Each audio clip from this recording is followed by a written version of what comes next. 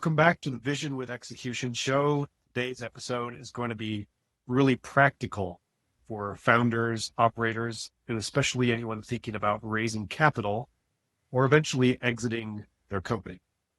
Because here's the truth.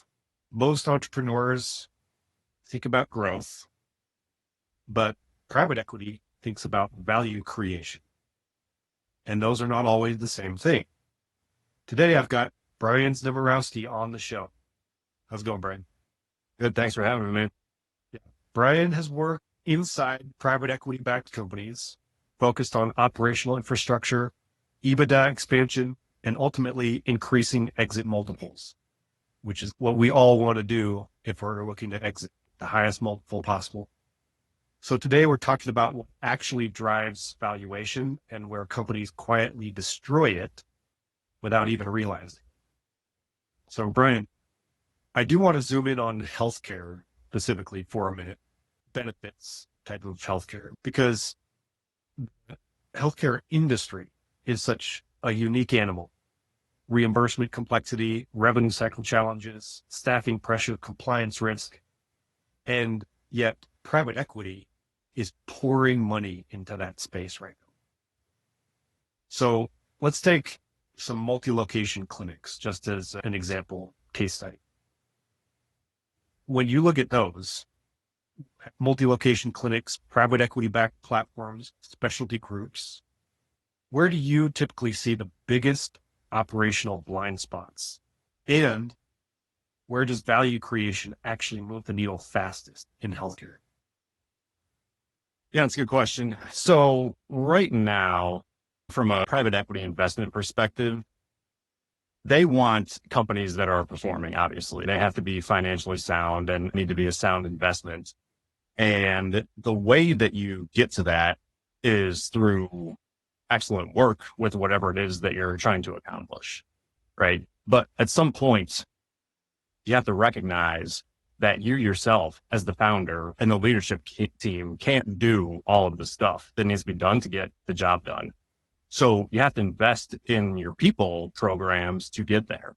And one of the most significant findings and pushes that's in private equity right now is those organizations want to invest in places that have good people practices and take care of their people. The war on talent right now is extraordinary. And if you put what the status of the job market is aside for a second, if you are able to attract good quality people to work for you, and you can retain those people and demonstrate that you have long tenured folks on your team, that ultimately demonstrates that you take care of those people as you should from a leadership perspective. So when an organization is trying to figure out what can I do to boost my value, taking care of your people is absolutely a way to do that. And for whatever reason, I feel like that does not get the amount of radio play that it should, specifically in the insurance industry. Yeah, that's interesting. I actually read a report, the jobs report. You mentioned that specifically. The one sector that's growing is actually healthcare in all the areas that they track in those jobs categories. Healthcare was just growing massively. And I don't know the driving force behind that personally, but I could guess. But what are your thoughts on that? I would say probably the aging population in general has something to do with that. I don't, but that would be my first thought. Secondarily, there are just not enough nurses on this earth to do all of the work that needs to be done. So I think that there is growth that's happening, but there's also a lack of qualified people to actually do the work that needs to be done. My wife is a veterinarian. Obviously, it's different than healthcare. Animal healthcare, but there are not enough veterinarians to do all the work that needs to be done. And I believe that is a direct translation to doctors in human private practice as well. And I think because of that fact, because there's an increase in work, but also a decrease in people available to do the work, the ability for you to attract and retain talent to work for you is of paramount importance. Yeah, I 100% agree on that. This is not a question I was going to ask, but you bring up a really good point. Attracting talent as a core part of your business. You've mentioned that multiple times now. And this is something I don't know if you spend a lot of time focusing on, or if it's just something that you just see happening over and over again. But if you can, I would love it if you would talk a little bit about how to attract that talent. Yeah, absolutely. So I've been in head of HR seats and executive HR roles, and I've worked at boutique recruiting firms. So quite a bit of familiarity with what is required to attract people to work for you. But if you want to call yourself an employer of choice, you can't just stamp that on the door and say, oh, we're an employer of choice. You actually have to put in the efforts to build the people programs that will make people want to come work for you. When you're thinking about a person leaving a job to take a job with you, that's risk to them, right? If they're a doctor and they've been at their hospital or whatever it is for 20 years and they're making 500,000 or 800,000 or $1 million, whatever it is that they do, and you want them to leave there to come work for you at a smaller or startup or some kind of situation that's different than big hospital, you have to be able to convince them that it's a good move for them to do that. Because again, they're taking on risk in their life by doing that. So the way that you do that is by building compensation programs and talent programs and enablement programs that will make working at your workplace an attractive prospect for them. You know, as a startup, you might not necessarily have all of the funds and resources that a hospital might have, right? If they have $1 billion budget, they probably have the opportunity to spend money on talent programs. If you have a $500,000 budget, you might not. So you got to be able to pull the levers that will make working for you an attractive prospects for you to target people that you need to work for you. And in my opinion, the best way to do that is to find people whose values, their personal values, align with your organizational values, right? So if you have a group of people that you want to work for you where their values are, they want to make impact throughout their day. If your organizational mission is to make an impact to your target population throughout a day, that alignment right there will immediately boost your ability to attract them. Excellent. So this question is probably a bit of a leading question for you, but I think this has a lot to do with what we were just talking about. But when a private equity firm acquires a company, what are the first operational red flags you look for that immediately impact valuation?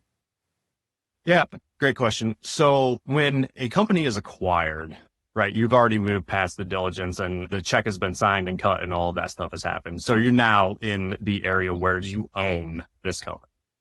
A red flag that somehow didn't come up through diligence would be high turnover, right? So if your key players are leaving at a rate that is beyond the market rates, that's an issue. That's absolutely something that will be looked at during the diligence process. But after a company is purchased, say you have 300 frontline workers and they're the ones that are the revenue generating employees that are working for you, and that turnover spikes by 20% in the first 6 months, just simply because of the difference of ownership, that's a major problem. That's going to create not only a drag on EBITDA through production loss and cost through replacement of employee, but it's also going to lead to a softness in revenue down the road. If you have people that are supposed to be making $500 a day, let's say, from a productivity perspective, and you lose 20% of that population, you're going to lose 20% of whatever 500 times your target population of revenue generating employees is. And that is a tough pill to swallow. So when a company is purchased, you absolutely need to keep in mind what the information you found during diligence was, and then compare that on a daily, weekly, monthly basis, quarterly basis to whatever is happening after the transaction occurs, so that you know whether you're trending in the right direction or not. All right, great. So from the other perspective, then, if an operator is looking at exiting, what are the most common EBITDA killers that operators don't even realize are dragging down their exit multiple? Yes, great question again. So when a private equity firm is looking at anybody, any kind of purchasing entity is looking at a company, you got to have your financials front and center. They want to know what your revenue is and all that stuff, right? That's without question. The I don't want to say secondary or less important, but the things that they want to understand is, are your revenue generating employees remaining in their jobs? Are they happy, right? Happy is not a great way to phrase it. Are they set up for success? Is your net promoter score from engagement surveys good? Do people actually want to work for you?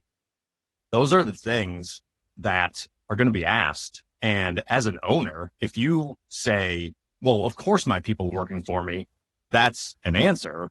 But if you can't back that up with documented data, then you really miss the mark a little bit, because people are happy working for you, but then you sell the company and you exit from that and you're no longer associated with it. If you were the reason why they were working there, that company inherently becomes worth less money. So that's a thing that you need to think about as an owner, as you're building your business. Can this team function without me? Will this team function without me? If the answer to those questions are no, then your business is inherently worth less money, regardless of what the numbers are. All right, I got that. So at what size does a company stop winging it, where the founders and initial employees are doing everything, and start installing real infrastructure, HR, payroll strategy, benefit structure, whatever? So when you hear a one-man band, right, you can do what needs to be done to get the job done because it's you. As soon as you hire your first employee, there are things that you need to do that are just above and beyond what you were previously doing yourself, right? So when you have a person who actually works for you, you got to fill out that I-9. That's just not an option. You got to pay that person whatever you agreed to pay them. That's just how it works. So person number one is a very important hire. Then as you progress your way through the single digits, that's relatively the same. Once you get to 10 people, then there are some new things that come into play that you have to start to pay attention to. So 10 is a great number, right? And that's from labor requirements and stuff like that. Okay. But really, to your question, when do you stop winging it? I would say somewhere between 25 and 50 employees. You got to start to put in some legitimate frameworks around what our mission is, what our values are, how do we recruit people, how do we retain people, do we have job descriptions, do these people understand what their expectations are every day, do they have good relationships with their managers, do their managers know how to actually manage people. Once you hit that 25 number, you really got to start to put some investment into your people platform, because if you don't, it can spiral out of control very quickly. Yeah, excellent. I love the tiers and the levels. Approach makes a lot of sense to me. And just to really plug you here, where do you typically find yourself coming in and help companies? Yeah, again, another good question. So I have two different lanes that I operate in. Lane number one is help organizations that want to scale, that don't understand human resources, get the foundational things in place to help them scale, right? And that's really out of the proactive management bucket. Okay. So I've got a potential client right now who I'm going to kick off operations with in Q2. It is the guy and his co-founder, and they're going to bring me in to hire their first employee. Okay. That is going to work for them. And I think a lot of it is because he and I and the co-founder have a lot in common, from a career trajectory perspective to changing to consulting to trying to start their own thing. So we hit it off pretty well, but they recognize that hire number one is important to get right, because you can only make a first impression with somebody one time. Do you really want to say your first hire did not go well, and that's going to be etched in the history of your company? That's not really a story that I want to tell. So that's a great place for me to come in. Another really decent benchmark to enter operations is around the 5 million revenue area, right? Once you get to $5 million in revenue, you've probably got a pretty decent amount of stuff going on that may not necessarily be documented and as right and tight as you wanted. And that could be a number of employees. It could be lax documentation on stuff.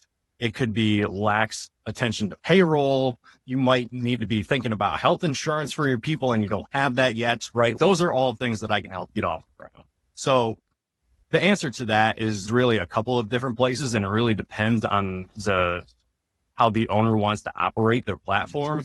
But I am absolutely happy to help from employee number one. And then even if a place gets to 100 million and they have no real documented HR stuff, I can absolutely put that off the ground. Okay, makes sense. Now,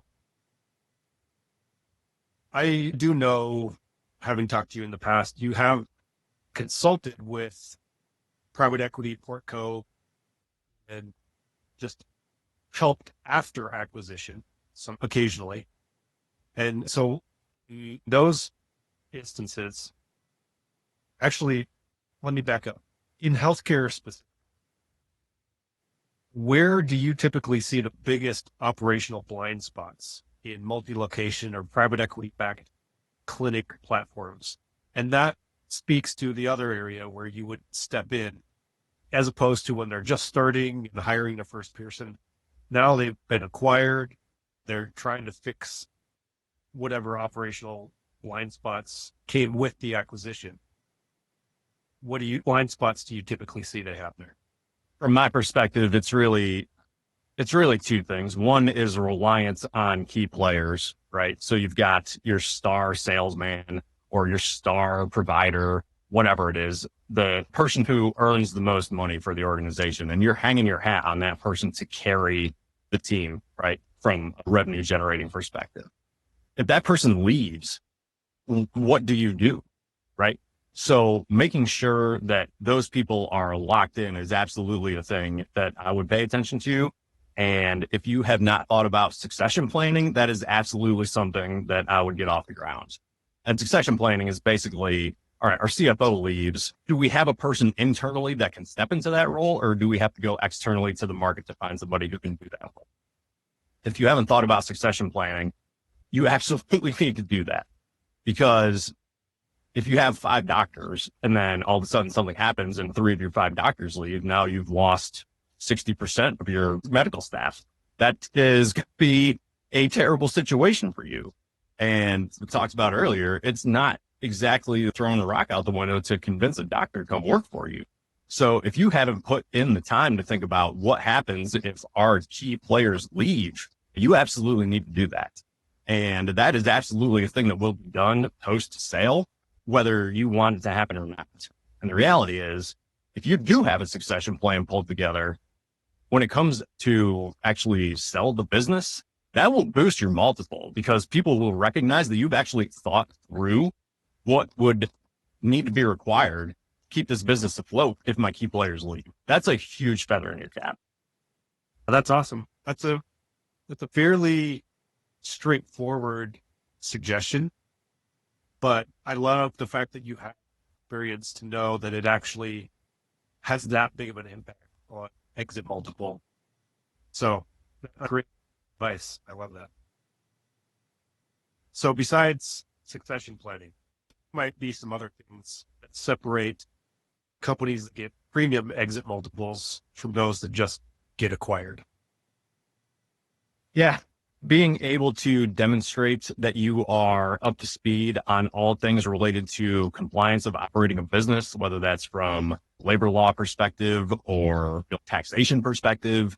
If you can clearly document that you have audited those kinds of things over the last year or two, that will absolutely demonstrate to the people that are getting ready to buy your business that you care about things that are underneath the hood. Again, if you're operating a company that's making $100 million, that's great. But if you've got $80 million of risk on the books, that is absolutely going to drive down the sale price of your organization. No question about it, right? So when you think about risk of operating a business, there's always going to be risk. If you want no risk, then you shouldn't operate a business. But in the name of risk containment, if you can do that effectively, that will demonstrate that you actually care about more than just the top line revenue and what your take home is. Those things are the differentiators, right? And I've seen it from inside. There are widely various levels of that. Okay. And I can speak from experience that the places that have that stuff locked down are absolutely the places that benefit the most from that at time of sale. I love that. And Where do you see most portfolio companies leaving money on the table right now? Yeah, another good question. I think really capacity to do all of the work that is available is one of the biggest things that's going on right now. And that isn't necessarily quite a quality of earnings review. You're not looking at financial statements to figure out whether the money we're making is good or not. Any money that you make is good. The question is, are we doing the best that we can with what we have, right? So say you have an electrician shop that's got 5 employees and those 5 people are making, I don't know, $1 million in top line revenue for the year, right? So that maths out to 200 grand a person or whatever it is. Okay, great. You're booked out 30 days on work and that's cool. So you've got to schedule a month ahead of time. Okay, great.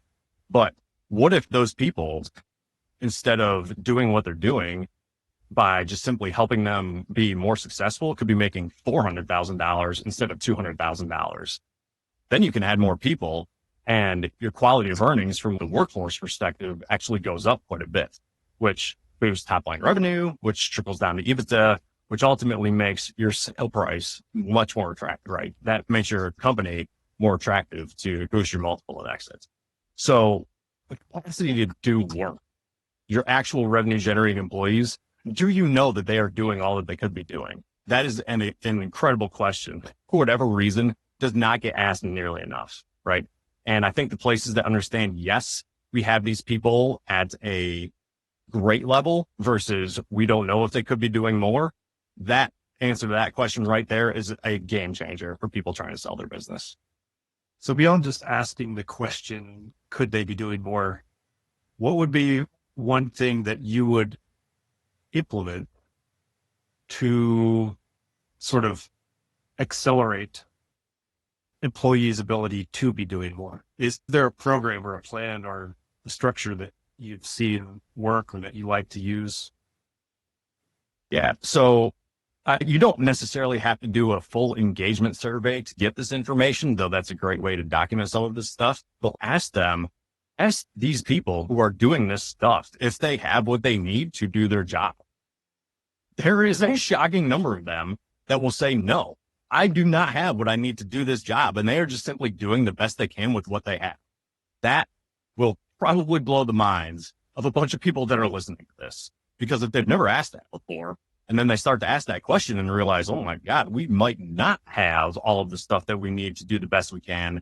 Then once you can start to invest in those things, that investment comes back tenfold, 100-fold, whatever it is, right?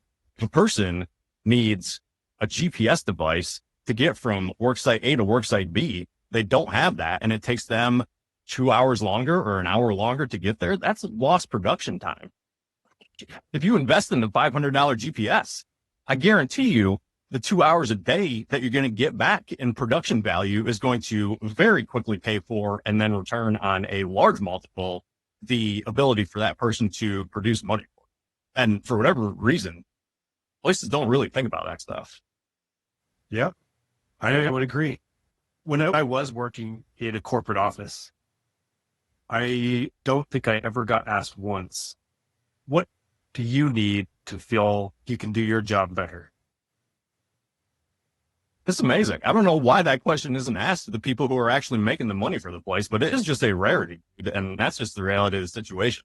Once you start to think about that stuff from an ownership perspective, that will absolutely boost your ability to make top line and then trickle down to EBITDA and ultimately boost your sale. That's all there is to it. Yeah, I like that. And it sounds very simple. And those are usually the things that have the biggest impact. By small and simple things are great things brought to pass, as it says in the scriptures. So real quick, before we end here, do you have your favorite way to engage with new clients? What's a call to action for anybody listening who wants to just start working with you or connect with you or do whatever? What's your ask? That's a great question. I appreciate that. I love helping other people get better at what they do. That's one of the main things that gets me out of bed in the morning. That was the case when I was sitting in the VP of HR seat or the director of HR seat. always wanted to impart my knowledge and experience on the team and business, ultimately on a wider lens to help move it forward as best I could. That is also really a driving factor behind why I do what I do now. I want to help places that want to grow and build their own business get better at it. So how do we do that? I love having the conversation that we initially had. What can I do to help you? And how can you help me? And let's talk about that. And if we align, then let's move forward together. And now we have a great partnership. And that's what I ultimately want to do for the clients that I engage with. If a person tells me they made $2 million last year and they want to make $10 million in the next 3 years, like, okay, that's cool. Do you know how to do that? Have you done that before? Do you know what it takes to hire people to work for you? Have you ever managed anybody before? And once those questions start to come out and we start to discuss it from a person-to-person perspective, that's really where the light bulb starts to go off sometimes and think, wow, I may not have done that before. And what I can ultimately do to step in is say, hey, from a consultation perspective, if you're looking to build this business to sell it in 5 years or 7 years or 2 years, whatever it is your goal is, let's create a smart, if we're going to bring our framework here, let's create a smart plan that is actually doable so that we can check boxes as we're making our way here so that you can sell this business for what you want to sell it to in your goal period of time. And that is very much what I enjoy doing the most out of my current body of work. So for anybody that wants to engage with me on that, absolutely reach out to me on LinkedIn, email, whatever the situation is. I'd be happy to talk to you about what you're currently doing, what you think might be going well, what you think might need a little bit of help, and start to strategize around how we can attack those things together. Nice. I'll put your LinkedIn handle in the episode description. So yeah, great chatting with you today, Brian. We're out of time. So this has been an episode of the Vision with Execution show. Brian Znamirowski, myself, Adam Torkelson, had a great chat about exit multiples, HR, and people.